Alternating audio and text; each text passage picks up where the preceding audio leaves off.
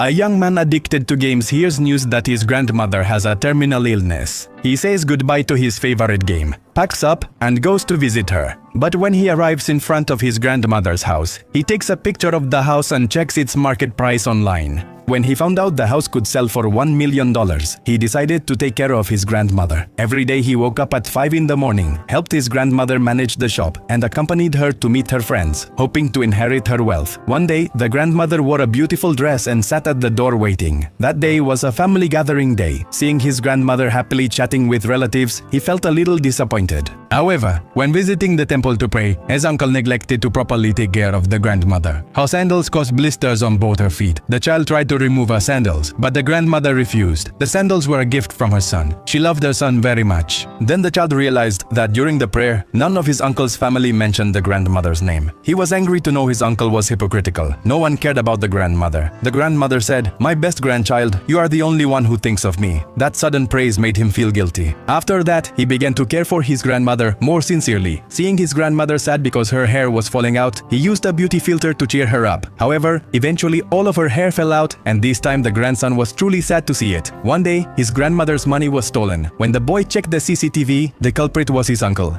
The money was supposed to be used to buy a grave, but grandma didn't blame him. Instead, she contacted her older sibling, borrowing money to buy a grave, but her sibling refused. On the way home, grandma was sad, and the grandchild asked, "Why do you need an expensive grave?" Grandma replied, "If my final resting place is beautiful, maybe you all will visit me often." The child fell silent, only holding grandma's hand tightly.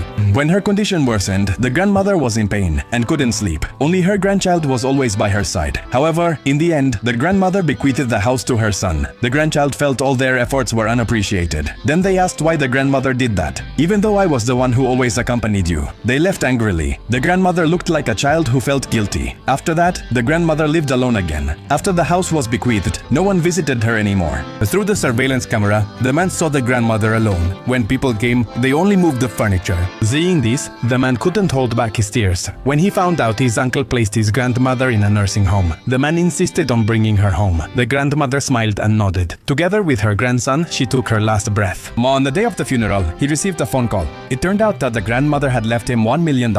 Grandmother had been saving since her grandson was in elementary school, because at that time, the grandson said, "When I have money, I will buy grandmother a big house." In the end, he used that money to buy her the most beautiful grave.